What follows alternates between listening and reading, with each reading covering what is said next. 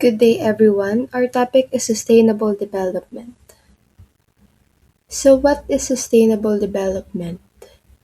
Sustainable development is a multidimensional concept, which means it focuses on three important aspects. It is economic growth, environmental protection, and social well-being. Ang goal nito ay magkaroon ng development na hindi lang para sa present, kundi pati na rin for future generation. According to Ozzy 2022, the concept became widely recognized after the 1987 Brundtland Report. Dito utang binigay ng malinaw na definisyon ang sustainable development. Ang Brundtland Report defines sustainable development as development that meets the need of the present without compromising the ability of future generation to meet their own needs.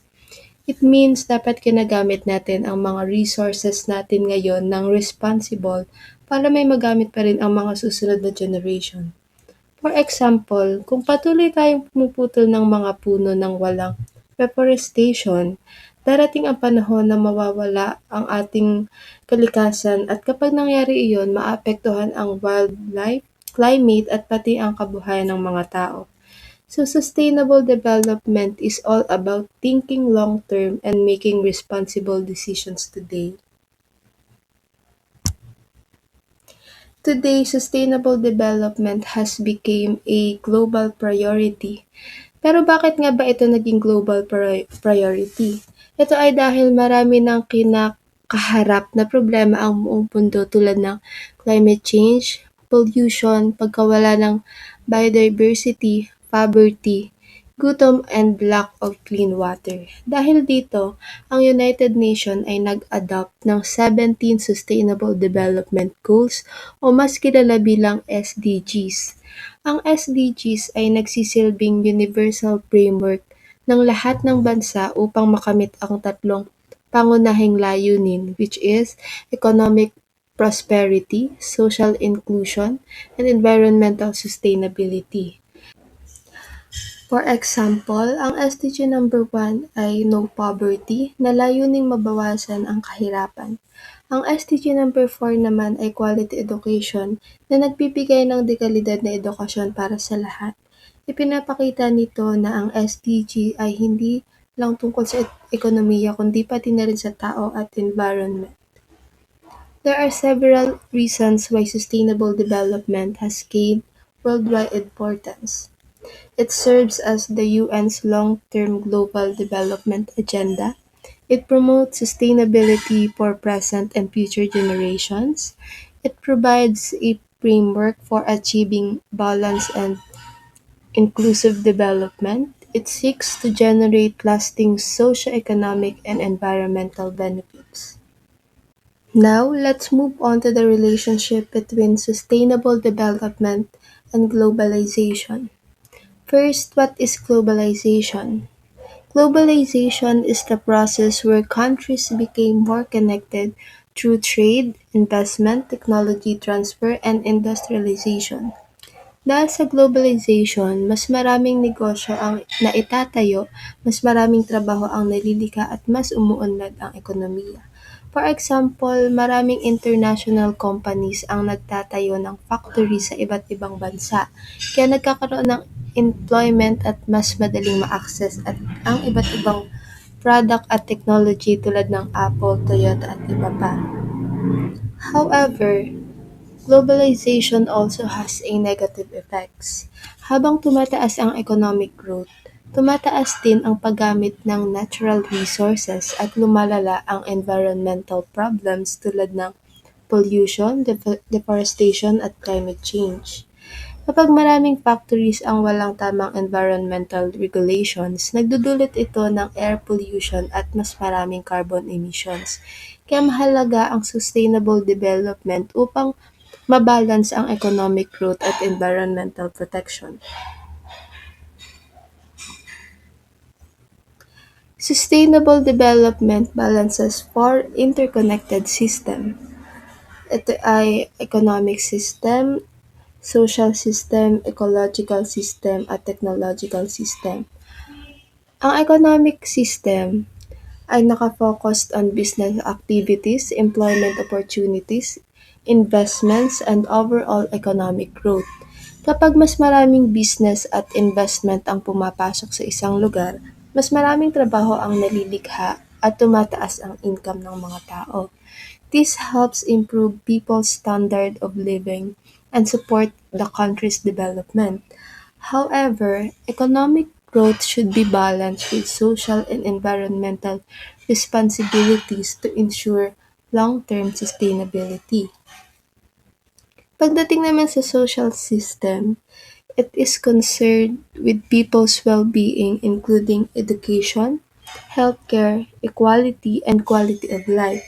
Kapag may access ang mga tao sa quality education at mas maayos na healthcare services, mas nagiging productive sila at mas gumaganda ang kanilang pamumuhay. It also promotes social justice and equal opportunities for everyone, regardless of their background or status in life. And sa ecological system naman, it focuses on protecting the environment and conserving natural resources for future generations. Kabilang dito ang mga practices tulad ng tree planting, waste management, recycling, biodiversity conservation, at paggamit ng renewable energy. By taking care of the environment, we can reduce the pollution, prevent resource depletion, and maintain ecological balance while still supporting human development. The technological system involves using modern innovation and technologies to support sustainable development. Examples include solar panels, electric vehicles, smart infrastructures, energy efficient buildings, and green technologies. This innovation helps improve efficiency, reduce environmental impact, and provide sustainable solutions to economic and social challenges. So what is the connection between the four systems? The economic, social, ecological, and technological system ay magkakaugnay at nagtutulungan upang makamit ang sustainable development. For example, technology can improve business productivity, support environmental protection, and enhance people's quality of life. Kapag napabayaan ng isa sa mga system na ito, naaapektuhan din ng iba. Kaya mahalagang magkaroon ng balance among all four system upang matiyak ang sustainable and long-term development for both present and future generations. Initially, sustainable development focused mainly on economic growth, pero noong 2000 Millennium Summit, inilunsad ng United Nations ang Millennium Development Goals or MDGs upang mabawasan ang kahirapan at mapabuti ang kalidad ng buhay. Sa Rio+20 Conference noong 2012, pinalawak ang layunin at naging Sustainable Development Goals or SDGs yung MDGs. Hindi na lamang ito nakatuon sa ekonomiya kundi isinama na rin ang environmental sustainability, social inclusion, and economic development. Kaya ngayon ay mayroon tayong 17 Sustainable Development Goals. Now, let's discuss the economic growth and sustainable development. Economic growth has brought many benefits to the society. It has helped increase people's income, improve infrastructures, promote technological innovation, and create more employment opportunities. For example, because of economic growth, mas marami nang naitayong roads, bridge, hospital, and schools. Dumadami rin ang negosyo at trabaho kaya mas gumaganda ang quality of life ng maraming tao. However, economic growth and sustainability must be balanced. Ibig sabihin mahalaga ang pag-unlad ng ekonomiya pero hindi ito dapat makasira sa kalikasan. Kapag sobra ang production and consumption, nagkakaroon ng environmental degradation, pagkaubos ng natural resources at pagtaas ng pollution. Kung ang isang factory ay patuloy na gumagawa ng maraming produkto pero nagtatapon naman ng toxic waste sa ilog or sobrang gumagamit ng fossil fuels, Maaaring lumaki ang kita ng kumpanya pero nasira naman ang ating environment. While economic expansion improves living standard, excessive production and consumption often result in environmental degradation, depletion of natural resources, and increase of pollution. According to Higgins, long-term development requires four important actions. First, we should balance economic growth with environmental sustainability. Habang umuunlad ang ekonomiya, dapat pinoprotektahan din natin ang ating environment. Second, we should invest in renewable energy and cleaner technologies. Example na nito is solar energy, wind energy, and electric vehicles dahil mas mababa ang kanilang epekto sa environment kumpara sa fossil fuels. Third, we should reduce resource depletion. Ang pagtitipid sa tubig at kuryente at pag-recycle ng mga materials. Lastly, we should promote responsible production and consumption. Ang paggamit ng reusable bags or eco-friendly packaging sa halip na single-use plastics ay isa sa mga ways to promote responsible production and consumption. Why should economic growth and sustainability must be balanced? Kailangan maging balance ang economic growth at sustainability dahil ang economic growth ay nagbibigay ng trabaho, mas mataas na income at mas magandang infrastructure. Pero kung pura economic growth lang ang uunahin natin, maaaring magkaroon ng pollution, pagkaubos ng natural resources at pagkasira ng environment. Kaya dapat sabay na unlad ang ekonomiya habang pinoprotektahan din natin ang ating environment para may resources pa sa future generations. The globalization paradox. Dito pinapakita na parang double-edged swords ang globalization. Habang pinapalago nito ang ekonomiya at nagpapapasok ng bagong tech at trade, may kasama rin itong damage sa environment dahil sa resource depletion at pollution. Ang point dito is hindi magiging successful ang growth kung walang maayos na policies para protektahan ang kalikasan. Start natin sa pagbalance ng economic growth at ecological limits. On the positive side, nagdadala ito ng trade, bagong technology at investment sa mga bansa. Pero on the negative sides, mabilis nitong nauubos ang ating resources at nagkokos ng mataas na pollution. Ang key takeaway natin dito is walang saysay ang economic growth kung masisira naman ang kalikasan natin. Key environmental challenges. Dito sa pangalawang slide, mas pinalalim natin ang pag-unawa sa 11 major environmental problems sa pamamagitan ng paggrupo sa kanila sa tatlong pangunahing kategorya: atmosphere and climate, ecosystem and habitat, at industrial and public health. Ginawa natin ito para hindi maging nakakalito ang napakahabang listahan ng mga issue at mas madaling makita ang koneksyon ng bawat isa.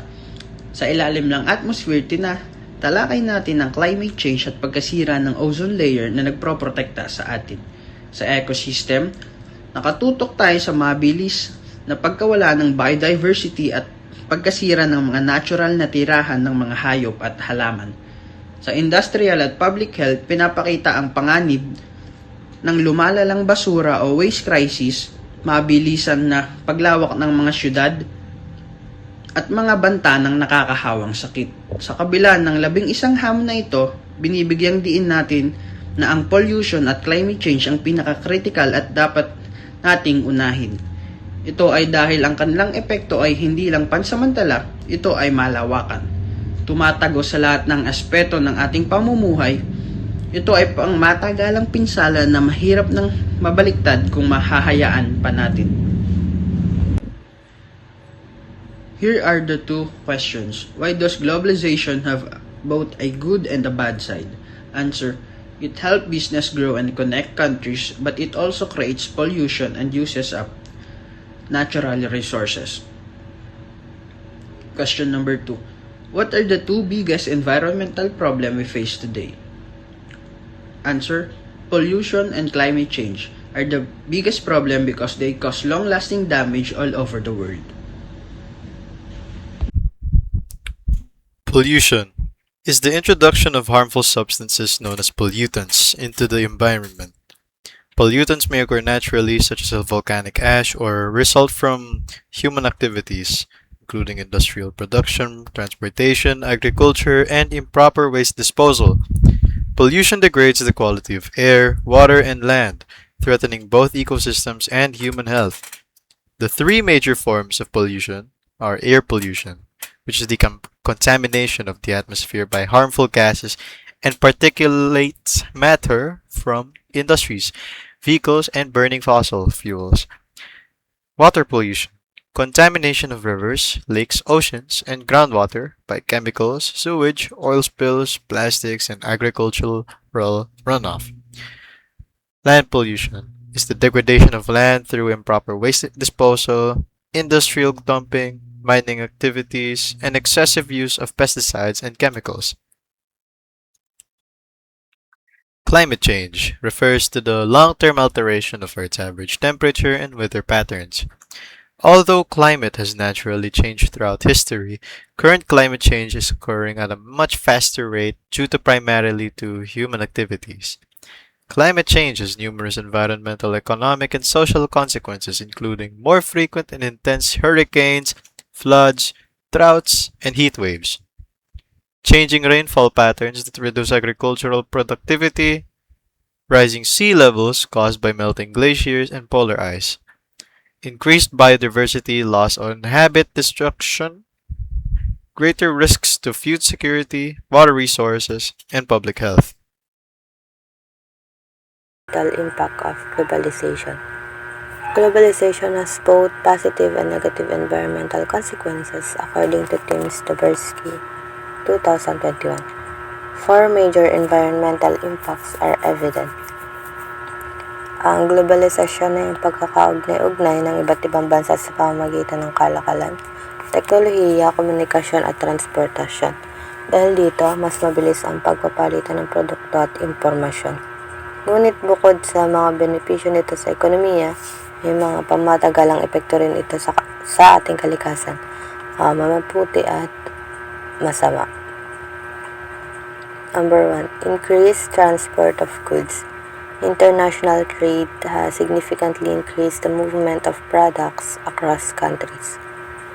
This has results in higher carbon emissions, greater fuel consumption, increased pollution, habitat destruction from transport, infrastructure, and introduction of invasive species through shipping. Sa panahon ng globalisasyon, ang mga produkto ay hindi lamang ginagawa at ginagamit sa isang bansa. Halimbawa, ang isang cellphone ay maaaring dinsenyo sa Amerika, ginawa sa China at ibebenta sa Pilipinas. Dahil dito, mas maraming barko, aeroplano at truck ang ginagamit upang mahatid ang mga produkto sa iba't ibang panig ng mundo. Ang problema dito is may mga sasakyang ginagamitan na naman malalaking dami ng gasolina at diesel. Kaya naglalabas ito ng carbon dioxide at iba pang greenhouse gas na nagpapalala sa climate change o pagbabago ng klima. Bukod dito, ang paggawa ng mga daungan, paliparan at kalsada ay maaaring sumira sa natural na tirahan ng mga hayop at halaman. Halimbawa, ang mga imported na prutas mula sa ibang bansa ay kailangan dalhin sa pamamagitan ng barko or aeroplano na nagdaragdag ng carbon emissions. And pagtatayo ng bagong pantalan ay maaaring magdulot ng pagkasira ng mga bakawan at coral reefs. These factors contribute to climate change and biodiversity loss. Number 2. Economic specialization.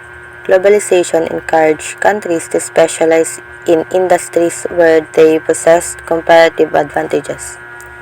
Although specialization improves productivity and efficiency, excessive specialization may lead to deforestation, overfishing, soil degradation, overdependence on natural resources, and increased fossil fuel consumption. Isa sa mga epekto ng globalisasyon ay ang paghikayat sa bawat bansa na itoon ang kanilang produksyon sa mga produktong pinakamahusay nilang ginagawa. at tinatawag itong comparative advantage.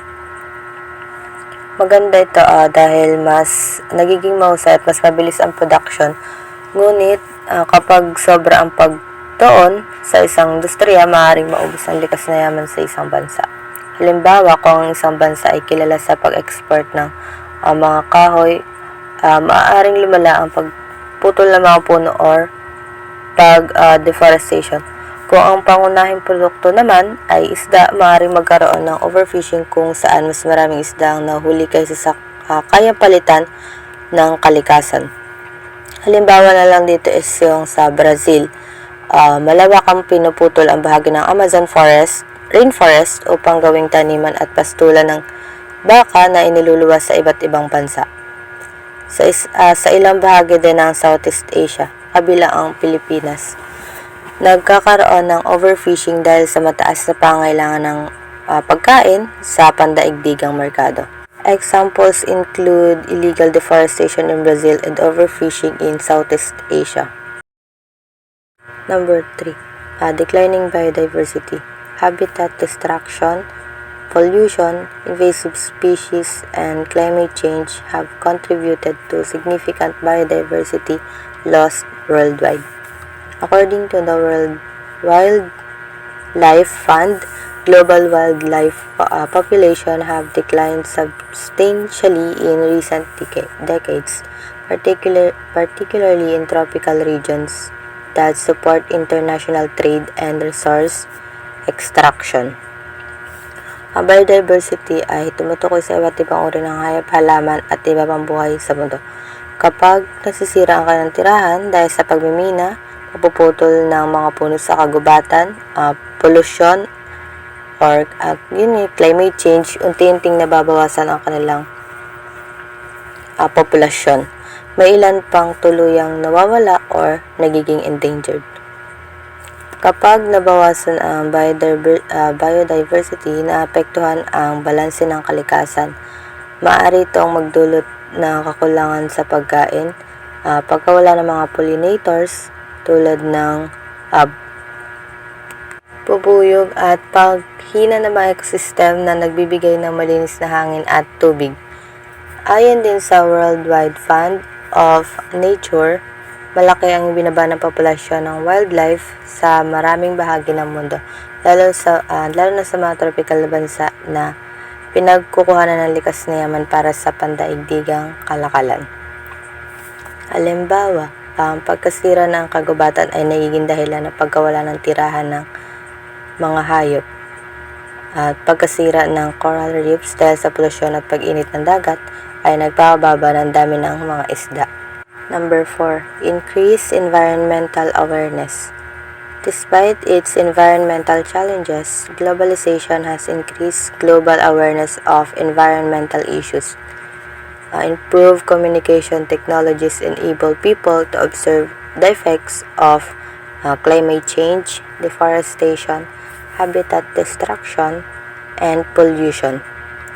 This has encouraged stronger environmental policies, international cooperation, and public advocacy for sustainability. Hindi lahat ng epekto ng globalisasyon ay negatibo. Isa sa pinakamahalagang positibong epekto nito ay ang mas mabilis na pagkalat ng impormasyon tungkol sa mga suliraning pangkapaligiran.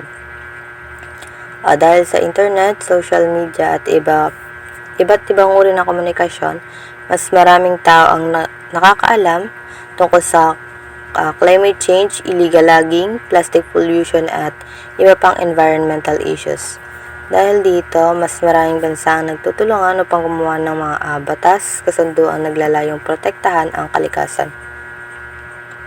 Mas marami ring kabataan at organisasyon ang nakikilahok sa mga environmental campaigns at cleanup drives.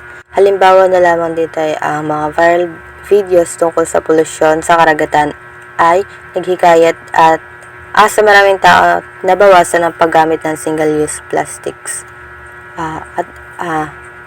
Ang iba't ibang bansa ay nagtutulungan sa mga pandaigdigang kasunduan upang mabawasan ang greenhouse gas emission at labanan ang climate change. Global food security. Food security is one of the most important goals of sustainable development. According to the 1996 World Food Summit, food security exists when all people at all times have physical and economic access to sufficient, safe, and nutritious food that meets their dietary needs and food preferences for an active and healthy life.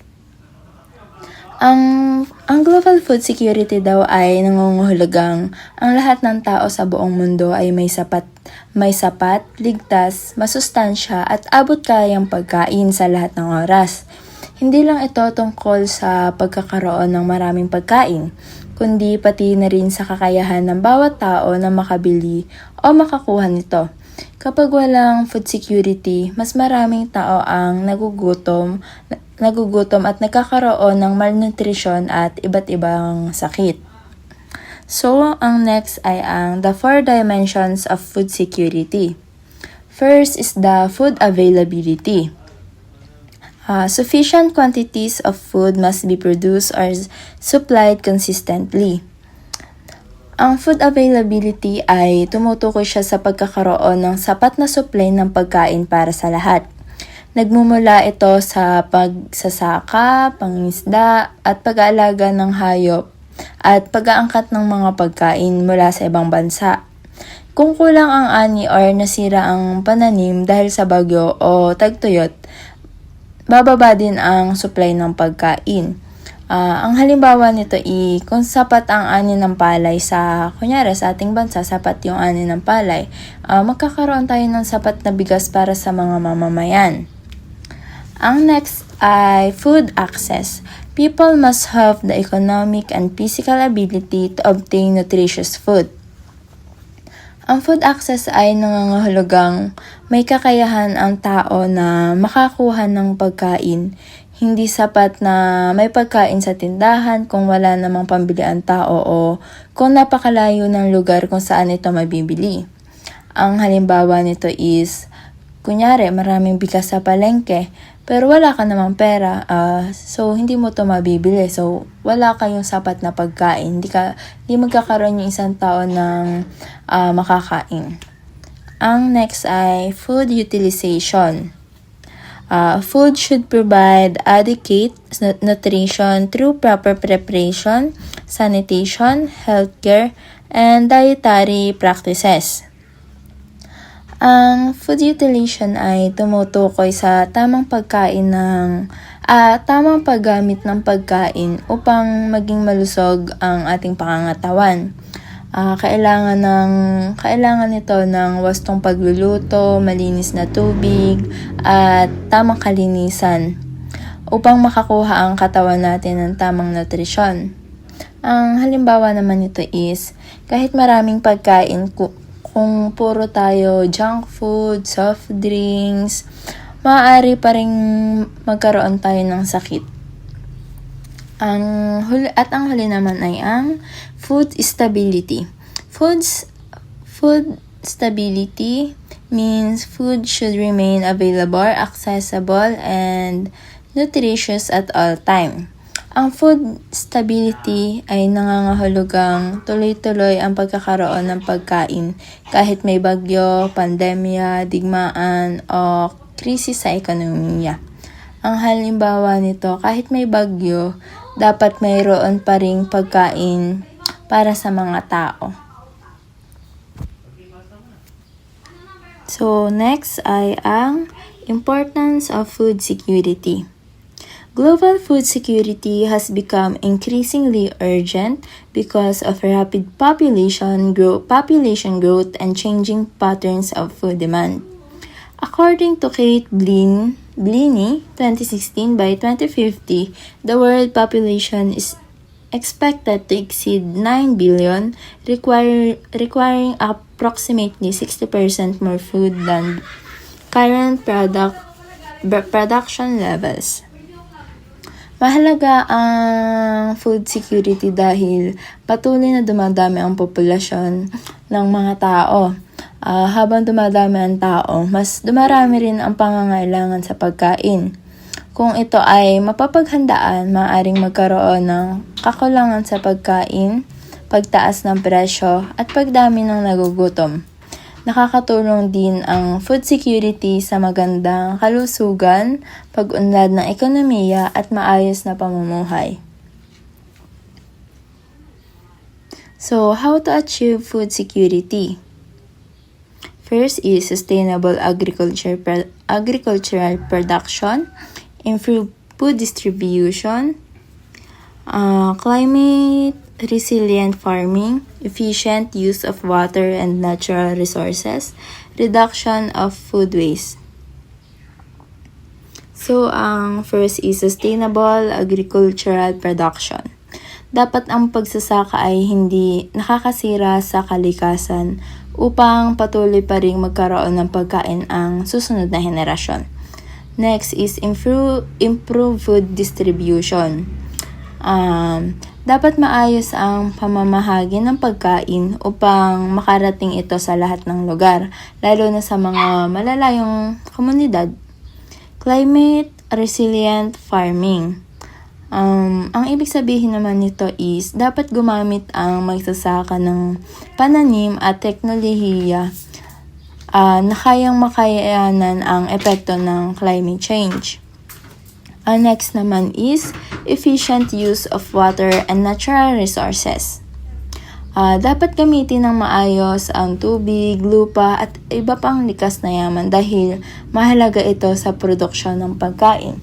Tulad na lang nung naganap na nagkaroon ng alitan sa ibang bansa, nagkaroon tayo ng pagkukulang sa gas. So, naapektuhan din ang pagkain natin dahil tumaas yung presyo dahil nga nagkulang yung gas, mamahal yung gas, nagkaroon din ng pagmahal sa ating pagkain.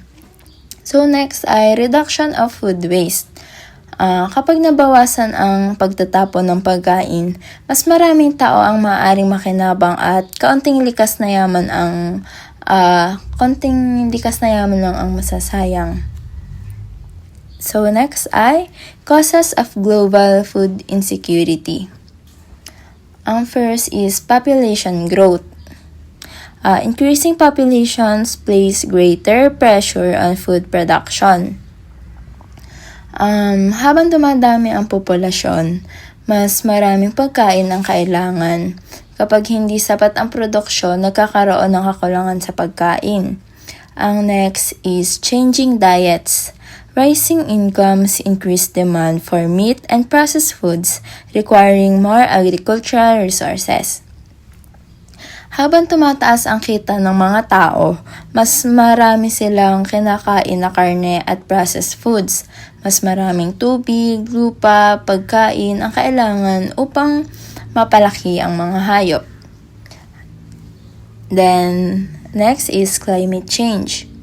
Higher temperatures, droughts, and changing weather patterns reduce agricultural productivity. Alam naman natin na ang climate change ay nagdudulot ng matinding init, baha, tagtuyot, at iba pa na sumisira sa mga pananim ng ating mga magsasaka at nagpapahina rin ito ng ani. Ang pang-apat naman ay water scarcity. Agriculture consumes significant freshwater resources, making water shortages a growing concern. Alam naman nating mahalaga ang tubig sa pagsasaka. Kapag kulang ang tubig, hindi magiging maganda ang pagtubo ng mga pananim. Number 5, declining agricultural workforce. Fewer people are entering farming while farmland continues to decline because of urbanization and land degradation. Kakaunti lamang ang gustong maging magsasaka lalo na sa panahon ngayon dahil syempre hindi sapat yung alam naman natin na hindi sapat yung nakukuha ng mga magsasaka para sa kanilang pangkabuhayan. So maraming gustong maging konti lang yung gusto maging magsasaka. Maraming sakahan ang nagiging subdivision, gusali o pabrika. Dahil dito, bumababa ang produksyon ng pagkain. So next ay current issues affecting food security. According to Yusuf et al. 2023, food security has become difficult because of first is the COVID-19.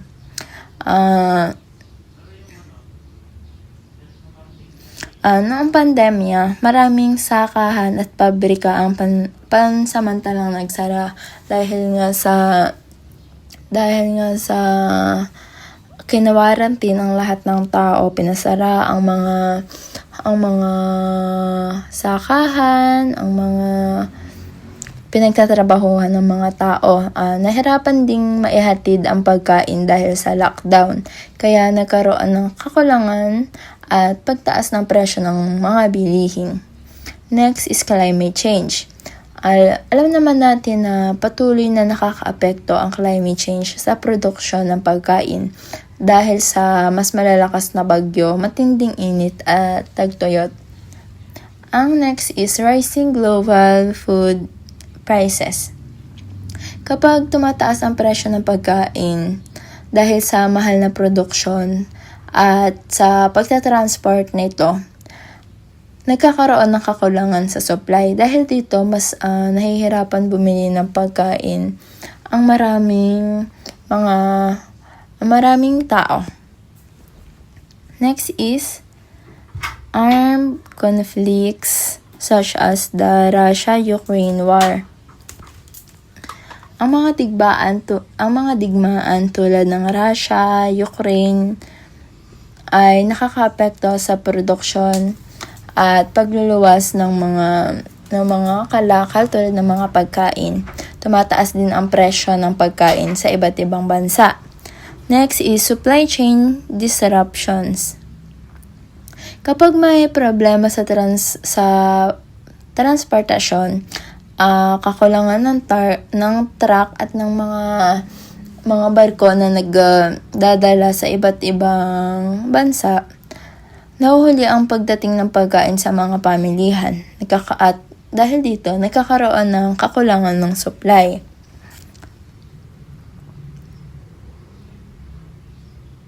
So next, in response, the World Bank 2024 supports several strategies to strengthen global food system. So, ito yung mga strategies para ma-improve ang food security. First is strengthen social safety nets. Magbigay magbigay ng food assistance, ng pera, at ibang suporta sa mahihirap na pamilya para hindi sila magutom sa panahon ng krisis. Next is provide emergency financing during food crisis. Naglaan ang gobyerno ng pondo upang matulungan ang mga magsasaka at mga pamilyang apektado ng kakulangan sa pagkain. Next naman ay monitoring and early warning systems. Gumamit ng mga sistema na maagang nakakatukoy ng tagtuyot, bagyo at iba pang sakuna na maaaring magpatigil sa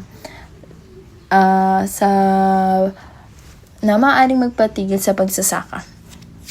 Climate smart agriculture. Gumamit ng makabagong teknolohiya at paraan ng pagsasaka na may matibay na laban sa epekto ng climate change. Ang next naman ay strengthen food supply chains. Ang naman dito is pagbubutihin ang transportasyon at mga imbakan at ang distribusyon ng pagkain para mabawasan ang pagkasira at pag-aaksaya. Next is One Health approach. Ito naman ay pangalagaan ang kalusugan ng tao, hayop at kalikasan dahil makakaugnay ang mga ito sa produksyon ng ligtas at sapat na pagkain. Next is invest in agricultural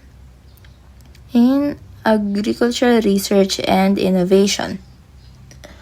Kailangan natin mag-invest sa mga pananaliksik at mga makabagong teknolohiya para mas mapataas ang ani at mapabuti ang kalidad ng pagkain.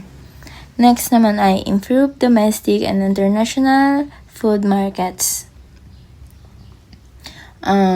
Kailangan natin palakasin ang kalakalan ng pagkain sa loob at sa labas ng ating bansa para mas maging sapat ang supply ng pagkain at maging parang balance yung pricing. Next is strengthen partnership among government, scientists, and other organizations.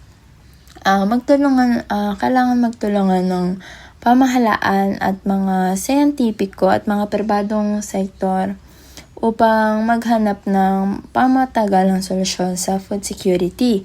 So next naman ay support long-term food security programs such as the Global Agriculture and Food Security Programs. Kailangan magpatuloy ng mga programang tumutulong sa mga magsasaka at nagpapalakas ng produksyon ng pagkain para maihanda ang sunod na henerasyon upang matiyak ang pamatagalang food security.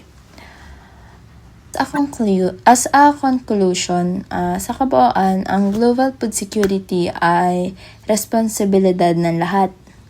Kailangan magtulungan ng pamahalaan, ng mga tao at ng mga magsasaka at ng mga negosyante upang matiyak na bawat tao ay may sapat at ligtas at masustansyang pagkain, lalo na ngayon at sa mga susunod na henerasyon.